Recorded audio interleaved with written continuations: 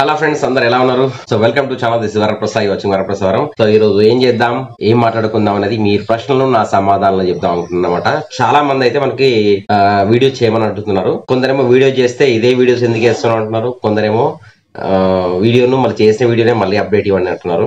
ఏది చేయాలో మీరు కామెంట్ సెక్షన్ లో కామెంట్ చేయండి. మన కరీంనగర్ రిలేషన్ విషయానికి వస్తే డెవలప్మెంట్స్ అయితే వర్కింగ్ ప్రోగ్రెస్ వర్క్స్ నడుస్తున్నాయి యథావిధిగా. సో ట్రైన్లు వస్తలేవు అంటే ఫస్ట్ రైల్వే స్టేషన్ డెవలప్మెంట్ కావాలి. ఒక్కటే రైల్వే స్టేషన్ డెవలప్మెంట్ అయితే ట్రైన్స్ వస్తాయి అంటే కాదు. దానికి అనుసంధానమైన జస్ట్ లైక్ కరీంనగర్ నుంచి మొదలు పెడితే నిజామాబాద్ వరకు ఏవైతే ట్రైన్స్ ఉన్నాయో, అండ్ ఇప్పుడు మన జగిత్యాల, కొరుట్ల, మెట్పల్లి, ఆర్మూర్ ఇవన్నీ రైల్వే స్టేషన్ డెవలప్మెంట్ కావాలి. అప్పుడు మాత్రమే ట్రైన్ కనెక్టివిటీ వస్తుంది. ఇంకోటి ఏంటంటే మనకి ఈ ట్రైన్ రావడానికి ఫస్ట్ మనకు ఇప్పుడు కరీంనగర్ నుండి నిజామాబాద్ వెళ్ళి హైదరాబాద్ వెళ్తుంది కదా ట్రైన్.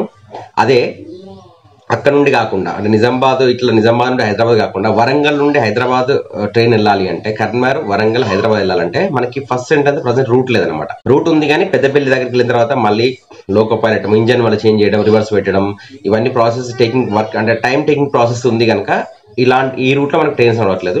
మనం రీసెంట్ ఒక వీడియో చేశాను, వెళ్ళి చూడండి. మన Karimnagar to Peddapalli railway line కి and next Peddapalli to Kazipet ఆ రైల్వే లైన్ లో రెండింటిని కలుపుతూ ఒకటి మనకైతే ఒక బైపాస్ లైన్ కనెక్షన్ చేస్తున్నారు. అది పెద్దపల్లిలో, అది పెద్దపల్లి రైల్వే జంక్షన్ అవుతుంది అనమాట. ఆ జంక్షన్ కనెక్టివ్ అయినంత ఫ్యూచర్ లో మనకి వరంగల్ నుండి టువర్డ్స్ కరీంనగర్ కి, కరీంనగర్ నుండి టువర్డ్స్ వరంగల్ మీదుగా హైదరాబాద్ వెళ్ళే ట్రైన్స్ వెళ్ళే అవకాశం అయితే ఎక్కువ ఉందన్నమాట. ఇది ప్రస్తుతం జరుగుతున్న వర్క్స్.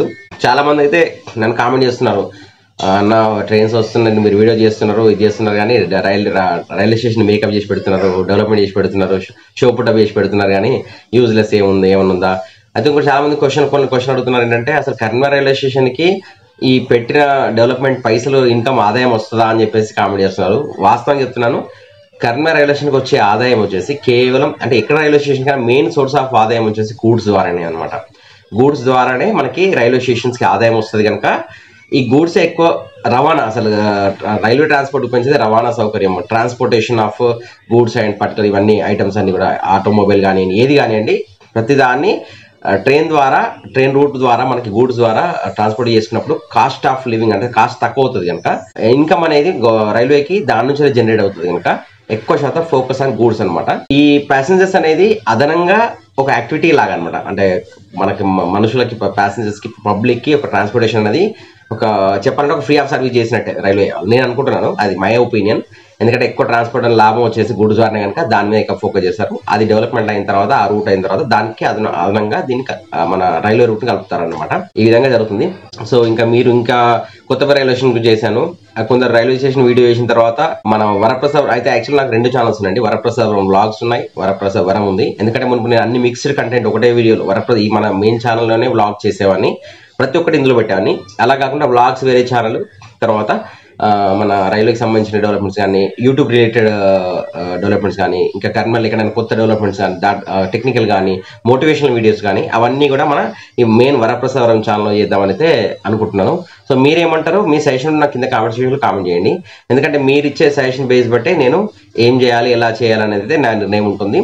సో నేను చేసిన వీడియోలలో మీకు ఏది నచ్చింది, నచ్చట్లేదు అది కూడా కామెంట్ చేయండి. అంటే నేను ఏ వీడియో చేసినా కూడా దానికి సంబంధించిన కామెంట్ కాకుండా వేరే ఏ వీడియో చేస్తున్నారు. ఏదైనా ఇప్పుడు నేను సపోజ్ నేను కొత్తపల్లి రైల్వే వీడియో చేశాను అనుకోండి, వాళ్ళు కొత్తపల్లి రైల్వే స్టేషన్ ఎలా ఉంది, వీడియో ఎలా ఉంది, దానిలో ఏముంది, దానికి సంబంధించిన వీడియో కామెంట్ చేయాలి. కానీ మీరేం చేస్తున్నారు, మళ్ళీ బైపాస్ లైన్ గురించి అప్డేట్ ఇవ్వండి, లేకుంటే పెద్దపల్లి రైల్వే స్టేషన్ గురించి అప్డేట్ ఇవ్వండి, లేకుంటే కరీంనగర్ టు తిరుపతి ట్రైన్ వస్తుందా, కరీంనగర్ టు తిరుపతి రెగ్యులర్ రోజు ఎట్లా అవుతుంది, ఎప్పుడు అవుతుంది, కరీంనగర్ టు తిరుపతి ట్రైన్ అంటే వీక్లీ ఎప్పుడు అవుతుంది, సో సండే మండే వీక్లీ ఎన్నిసార్లు వస్తుంది. అంటే నేను ఏ వీడియో చేస్తే దానికి సంబంధించి మీరు కామెంట్స్ అడిగారు అనుకోండి, నేను ఈజీగా ఉంటుంది చెప్పడానికి. ఎందుకంటే నేను ఒక వీడియో చేసినప్పుడు దానిలో మీరు ఆ వీడియో ఎలా ఉంది అని చెప్పకుండా వేరే డిఫరెంట్ కాన్సెప్ట్ మీద డిఫరెంట్ అడిగేసరికి ఏమవుతుందంటే నాకు కన్ఫ్యూజన్ అవుతుంది అనమాట. అంటే ఏది దేనికి కరెక్ట్గా ఆన్సర్ చేయాలంటే ఫస్ట్ నేను చేసిన వీడియో బాగుందా లేదా, అది నచ్చితే కదా నేను ఇంకో వీడియో చేసేది. అది నేను చేసిన వీడియో మొదటి వీడియో మీకు నచ్చలేదు అనుకోండి, ఇంకా సెకండ్ వీడియో చేసి ఉపయోగం ఏముంది అని అలాంటి ఆలోచనతోనే నేను ఎక్కువ వీడియోస్ అనేది చేయట్లేదు అనమాట. సో ఇప్పటికైనా కూడా ప్రజెంట్ అయితే మనం లైవ్ చేద్దాం అనుకుంటున్నాము. మీరు లైవ్ చేయమంటారా వద్దంటారా? రెగ్యులర్లీ ఒక సండే అంటే వీక్లీ ఒక లైవా, ఆర్ లైక్ మంత్లీ ఒక లైవా, లేదా డైలీ లైవా, ఎలా చేయమంటారు? రైల్వే స్టేషన్కి సంబంధించిన వీడియోస్ చేయమంటారా, యూట్యూబ్ రిలేటెడ్ వీడియోస్ చేయమంటారా, లేకుంటే రియల్ ఎస్టేట్ సంబంధించిన వీడియో చేయమంటారా, లేదా మోటివేషన్ వీడియో చేయమంటారా? ఎలాంటి వీడియోస్ చేయమంటారు కూడా మీరు కామెంట్ సెక్షన్లో కామెంట్ చేయండి. మీ కామెంట్స్ బట్టే నేను వీడియో చేస్తాను. సో ఇక్కడ నేను స్పెషల్ అయితే మిమ్మల్ని ఎవరు డబ్బులు అడగట్లేదు. ఇట్స్ ఏ నా ఒపీనియన్, నాకు నచ్చిన వీడియోస్ని మీకు చూపెట్టాలి, అందరికి తెలియాలనే పాయింట్ ఆఫ్ వ్యూలోనే వీడియోస్ అయితే చేస్తున్నాను.